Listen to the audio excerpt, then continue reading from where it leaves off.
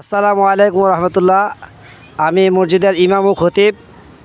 আমরা তো এখানে অনেক দিন থাকি, যার কারণে বৃষ্টির পানি মনে করে বৃষ্টির পানি নদী থাকবে, নদীর পানি নদী থাকবে, এটা মনে করে আমরা কোনো মালামাল বের করি নাই।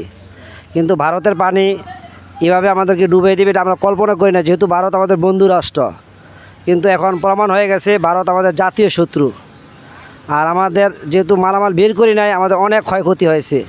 আমার ব্যক্তিগত আমার বাসায় দুটা ফ্যান সহ আমাদের যত মালামাল আছে সমস্ত মালামাল প্রায় লক্ষাধিকের কাছাকাছি হয়ে যাবে। এবং মসজিদের প্রতি অনেক প্রায় 16 থেকে 17টা ফ্যান আছে, মসজিদের মাইক মেশিন সহ যত মালামাল আছে সবগুলো নষ্ট হয়ে গেছে।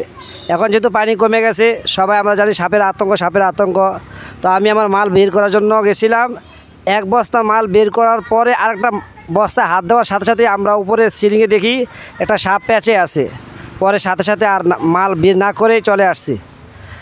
তো আসলে আমরা সবাইকে বলবো যে মালামাল বের করার সময় সবাই একটু সতর্কতা অবলম্বন করবে, যাতে করে বিষাক্ত সাপ কারোর প্রতি আক্রমণ করতে না পারে। এই জন্য সতর্কতা অবলম্বন করে আমরা বাসাবাড়ির মালামাল বের করব।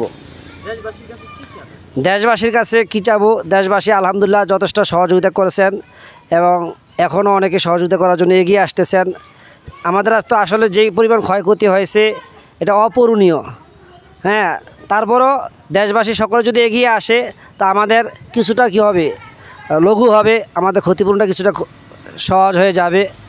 বাকি সকলের কাছে দোয়া প্রার্থী যেন সকলে আমাদের জন্য দোয়া করে আমাদের যে ক্ষয়ক্ষতি হয়েছেন যেন আল্লাহ তাআলা আমাদের এই ক্ষয়ক্ষতি পূরণ করে দেন।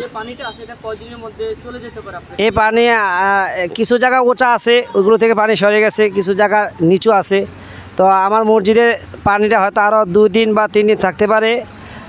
আর যদি পানি বেশি স্রোতের সাথে কমে যায় তাহলে 2 দিনের ভিতরে শেষ হয়ে যাবে আশা করি।